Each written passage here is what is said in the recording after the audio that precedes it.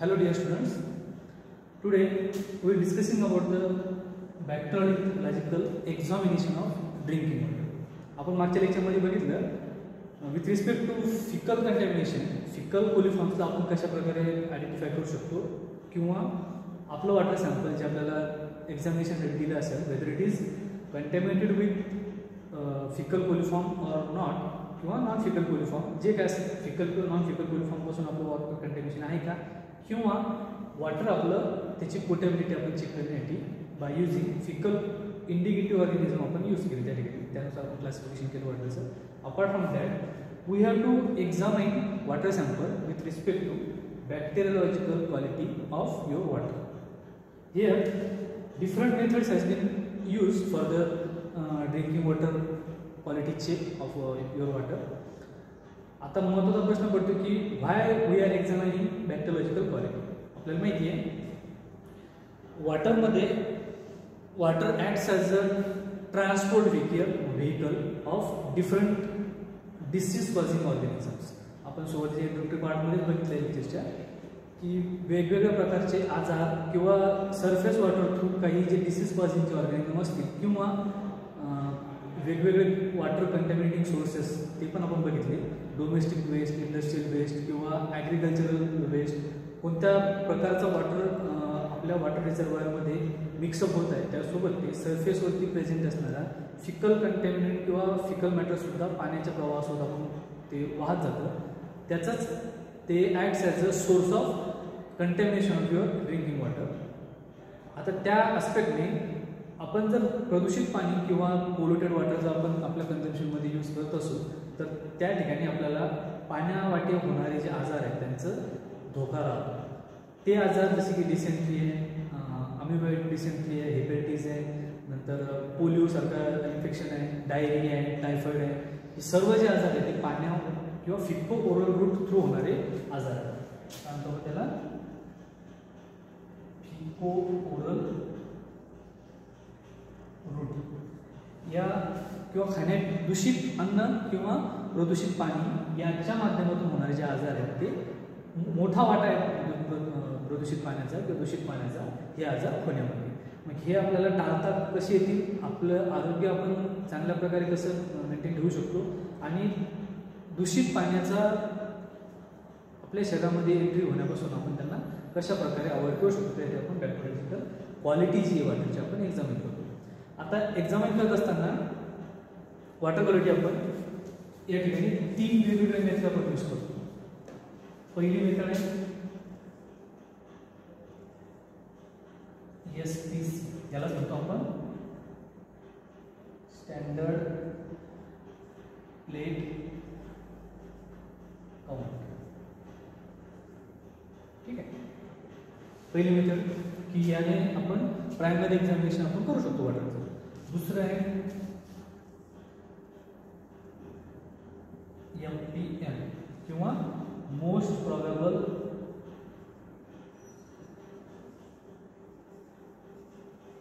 Number count. ही दुसरी method की आपण याने ड्रिंकिंग वॉटर क्वालिटीची किंवा वॉटरची क्वालिटी बॅक्टेरियोलॉजिकल असण्याची आपण चेक करतो. आणि तिसरी आहे MMT किंवा मेम्ब्रेन फिल्टर टेक्निक. तिन्ही मेथड आपण काय करतो, वॉटरची क्वालिटी कशा प्रकारे with respect to bacteriological contamination of your water आपण या ठिकाणी चेक करतो. तर आपण या तिन्ही मेथड प्रत्येकाचा प्रोटोकॉल, प्रत्येकाची प्रायमरी म्हणजे आपण प्रोसेस कशा प्रकारे करायचं वॉटर सॅम्पल ते आपल्याला बघायचं. ठीक आहे, आणि याच्यामध्ये आपण क्वालिटेटिव्ह आणि क्वांटिटेटिव्ह अनालिसिस करत असतो वॉटर सॅम्पलचं. तर आज आपण बघणार आहोत SPC किंवा स्टँडर्ड प्लेट काउंट. आपण काय करतो, आपण जे पाणी यूज करणार आहोत किंवा पिण्यासाठी किंवा आपल्या डोमेस्टिक यूजसाठी आपण जे यूज करतोय त्याचं बॅक्टेरियोलॉजिकल एक्झामिनेशन करत आहोत with respect to faecal or non faecal contamination of that water. या ठिकाणी ज्या मेथड यूज करणार आहोत त्यामध्ये पहिली आपण पाहणार आहोत की SPC किंवा standard plate count, in short त्याला असं म्हणतो आपण एसपीसी. एसपीसी मेथड ही मोस्ट कॉमनली यूज केल्या जाणारी मेथड आपल्या मायक्रोबायोलॉजिकल प्रॅक्टिकल्समध्ये. ठीक आहे. This method is used for the determining the efficiency of chlorination. आपण पिण्याच्या पाण्याचं क्लोरिनेशन करतो किंवा त्यामध्ये प्रेझेंट असणाऱ्या ज्या अनवॉन्टेड कंटेनमेंटच्या पाण्यामध्ये असतील तर त्याला त्या पाण्यापासून वेगळं करण्यासाठी किंवा त्यापासून सेपरेट आउट करण्यासाठी आपण क्लोरिनेशन करतो किंवा त्यामध्ये प्रेझेंट असणारे जे पॅथोजेनिक ऑर्गॅनिझम्स आहेत त्यांना आपण या ठिकाणी किल करतो किंवा अनवॉन्टेड जो पाण्याचा घाणवास असतो तो या क्लोरिनेशन मार्फत आपण काढून टाकतो. तर ते एक प्रोसेस आहे. त्या क्लोरिनेशनची सेडिमेंटेशन आणि filtration. These are the different methods used for the treatment of water. बरं, प्रायमरी मेथडमध्ये येतं तुमचं सेडिमेंटेशन. सेडिमेंटेशन म्हणजे आपण वेस्ट वॉटरच्या ट्रीटमेंटमध्ये याला वापरतो किंवा वॉटर रिझर्वायर असेल तर जितका वेळ पाणी जे सस्पेंडेड पार्टिकल असतील पाण्यामध्ये किंवा जे पाण्यामध्ये तरंगणारे किंवा पाण्यामध्ये प्रेझेंट असणारे जे इम्प्युरिटीज असतील ते पाणी आपण थोड्या वेळासाठी जर आपण एका टँकमध्ये किंवा एखाद्या कुठल्याही एका रिझर्वायरमध्ये स्टोअर केलं थोड्या वेळासाठी, जर सेटल होणारे पार्टिकल त्यामध्ये असतील ते काय होतील, सेटल डाऊन होतील at the bottom of that particular instrument or particular point. ठीक आहे. यामध्ये जे सेटल डाऊन होणारे जे पार्टिकल असतील त्यामध्ये काही तुमचे इम्प्युरिटीज असतील त्या निघून जातील. दुसरं आहे फिल्ट्रेशन. त्याला आपण फिल्ट्रेशनची प्रोसेस फॉलो करतो. फिल्ट्रेशनमधून जे निघून जाणारे इम्प्युरिटीज असतील ते आपण फिल्टर आउट केल्या. व्यतिरिक्त जर राहत असेल काही तर त्याला आपण ही टर्शियरी ट्रीटमेंटचा पार्ट आहे क्लोरिनेशन. तर या क्लोरिनेशनने आपण त्यांना अवॉइड करण्याचा प्रयत्न करतो. आणि आता after this treatment, primary secondary tertiary treatment नंतर सुद्धा आपलं पाणी प्युअर आहे किंवा या मेथडची इफिशियन्सी चेक करण्यासाठी आपण standard plate count method use करतो. इट इज क्वालिटेटिव्ह मेथड म्हणजे आपण पिण्याच्या पाण्याची क्वालिटी चेक करत आहोत. It is a qualitative method. ठीक आहे.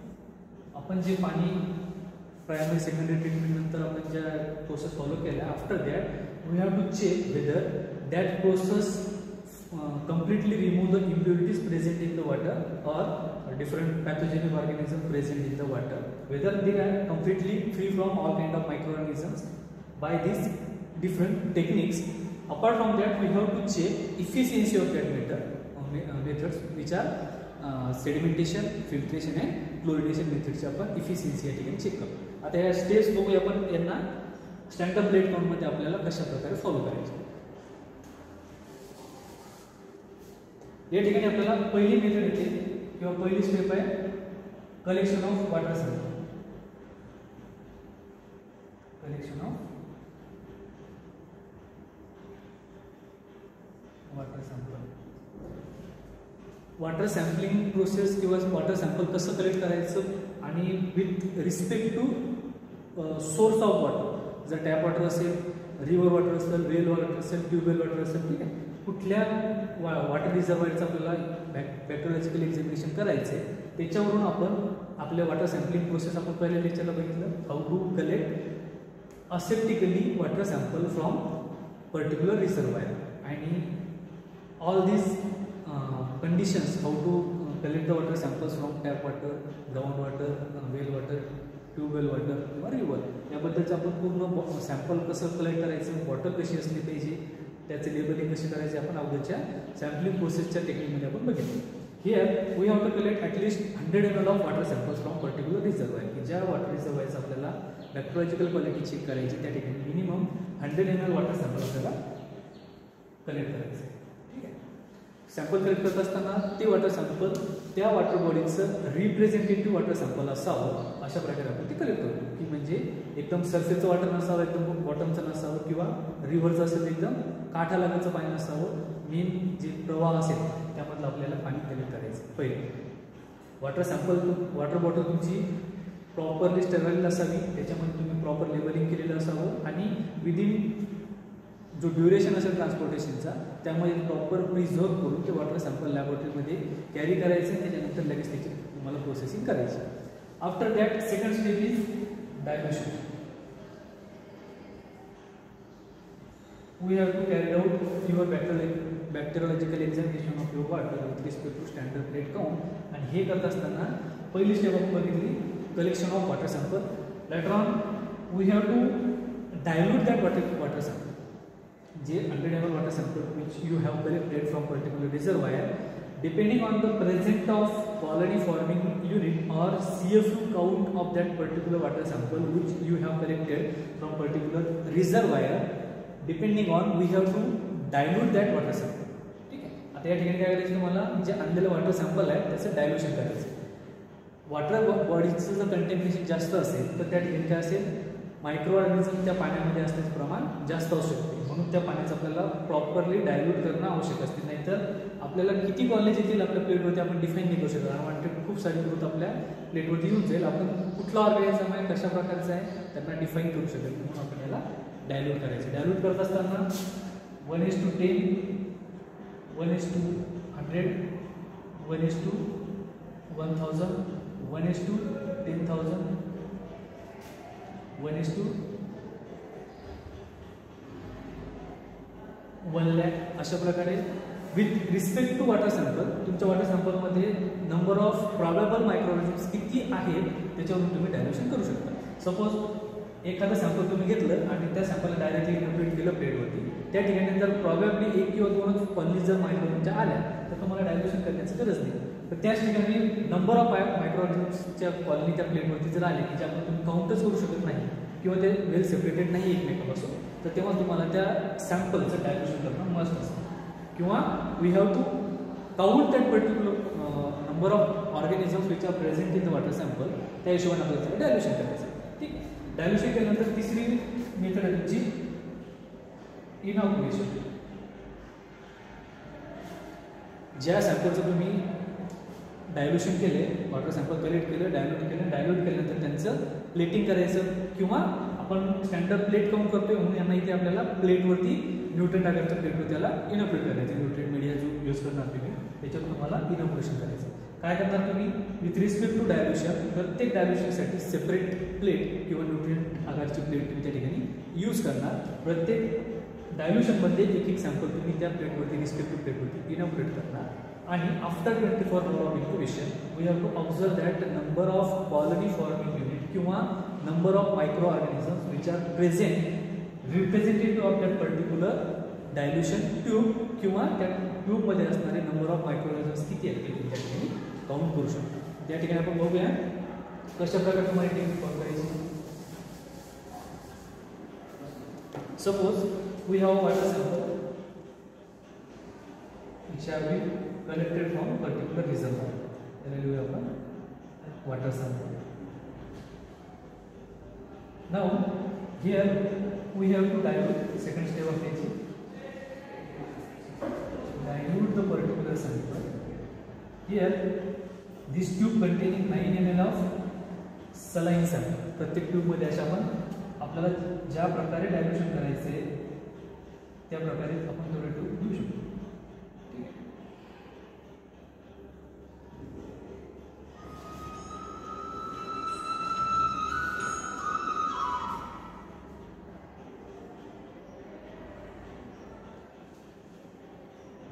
प्रत्येक ट्यूबमध्ये युनिफॉर्म 9 ml ऑफ मीडियम तुम्ही सलाईन सॅम्पल तुमच्या ठिकाणी किंवा स्टेराइल सुद्धा तुमच्या ठिकाणी यूज करू शकतो.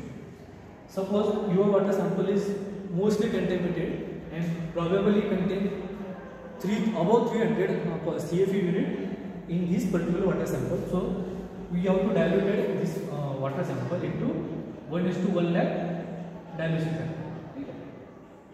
काय करणार आपण डायल्युशन मध्ये, यामधून 1 ml वॉटर सॅम्पल असेल टेकली with the help of sterile pipette you have to inoculate किंवा ट्रान्सफर करायचं. इनॉक्युलेशन नाही म्हणता येणार, आपल्याला डायल्यूट करतोय.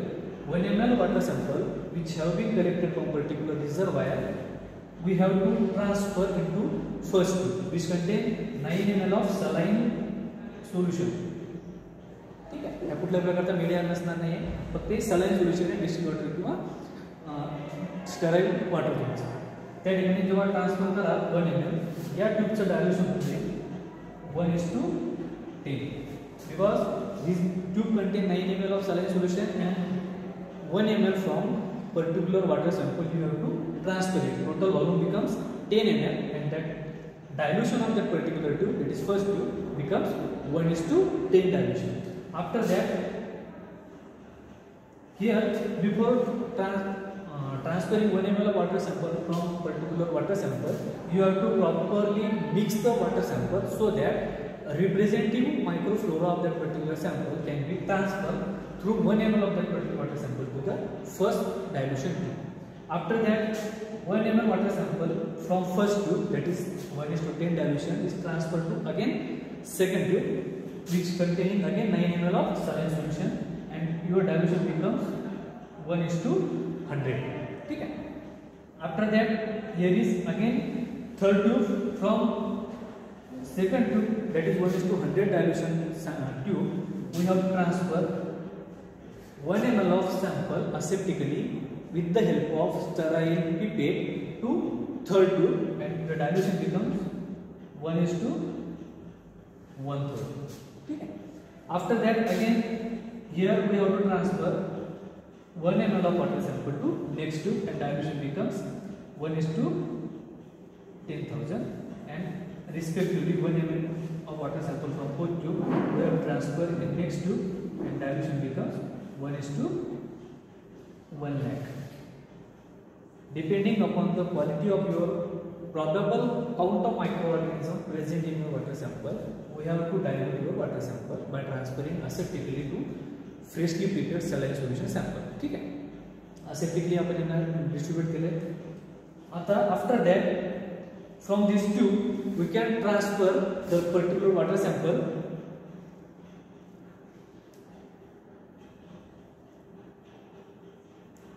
to respective tube. Before preparing this dilution tube, we have to also prepare your particular nutrient media so that particular water sample can be transferred to your nutrient agar, your nutrient media plate. So after the proper mixing and shaking of this water sample, we have to inoculate aseptically 1 ml of water sample from each respective tube to respective media plate.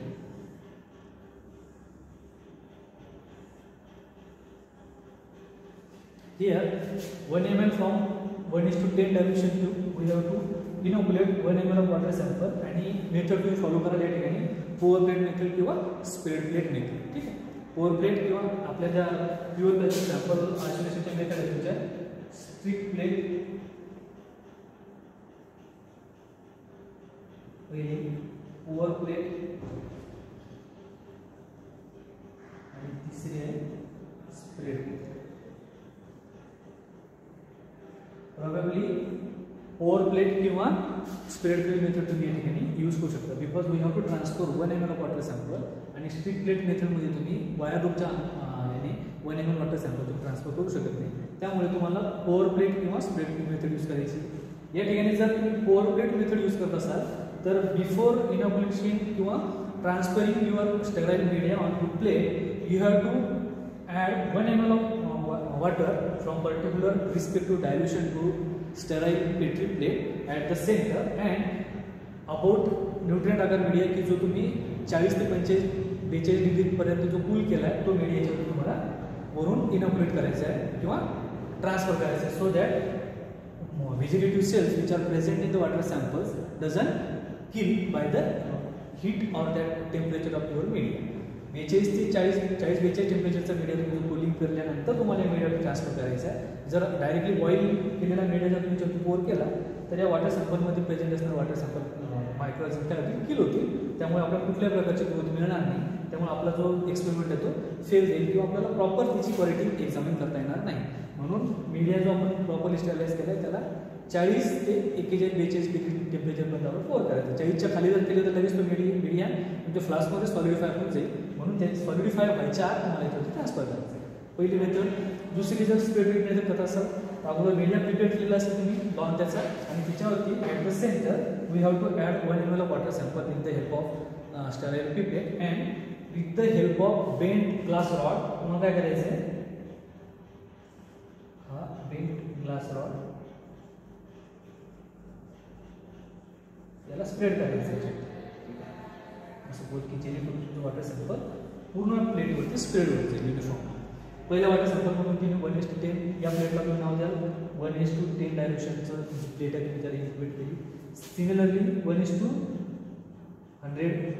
1:1000, 1:10,000, ठीक आहे, आणि 1:1,00,000 प्रत्येक प्लेटला तुम्ही नाव दिलं आणि respective ट्यूबमधून 1 ml sample is inoculated on respective media plate and this plate now incubated for 24 hours at 37 किंवा ऑप्टिमम टेम्परेचर म्हणून त्याला 37 डिग्री सेल्सिअस टेम्परेचरला तुम्ही यांना इन्क्युबेटरमध्ये इन्क्युबेट केले. Incubate at 37 degree Celsius for 24 hours.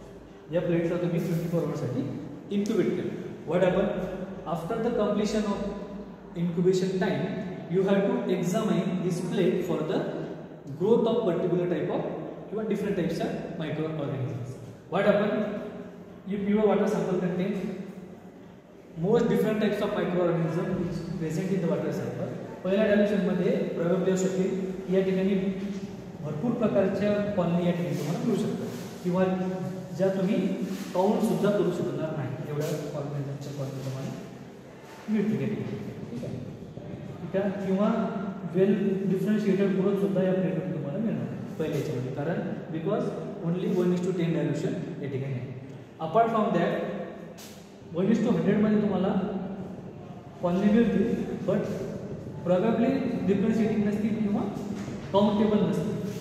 ठीक, जसे जसे तुम्ही तुमचं डायल्युशन वाढवत जाल तसे तुम्हाला सेपरेटेड कॉलनीज मिळण्याचे प्रमाण वाढत जाईल. Because we have to diluting this particular sample tube आणि डायल्युटेड सॅम्पल आपण ज्या प्लेटवरती इन्क्लूड करणार त्या ठिकाणी तुम्हाला सेपरेटेड कॉलनी मिळण्याचे प्रमाण as your dilution increases you have to you will find well separated colonies in particular plate. ठीक आहे, आपल्याला काय करायचं आहे, on the basis of particular dilution त्या प्लेटमध्ये प्रेझेंट असणाऱ्या ज्या कॉलनी आहे जर तुम्हाला इथे या काउंटच करणार नॉन काउंटेबल कॉलनी या ठिकाणी या तुम्हाला काउंटच करता येणार नाही. इथे जर तुम्हाला काउंट करता आलं तर with the help of colony counter you have to count that particular count and mention that number of colony. Suppose here we observe 120 number of colonies in particular sample.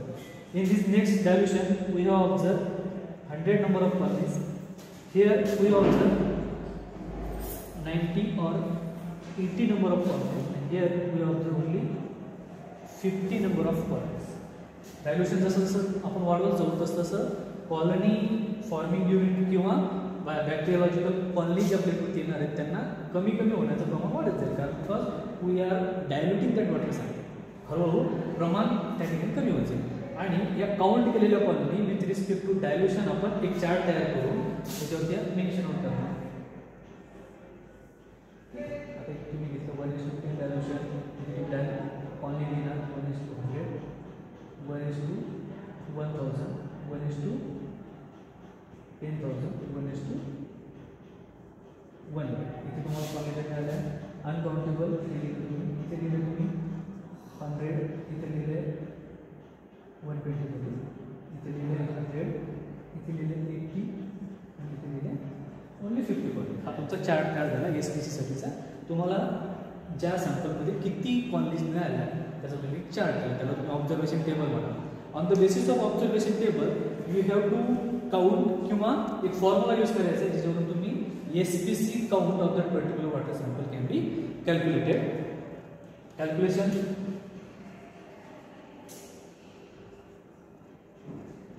here we have to calculate the number of colonies. Here we can write down your formula. Number of bacteria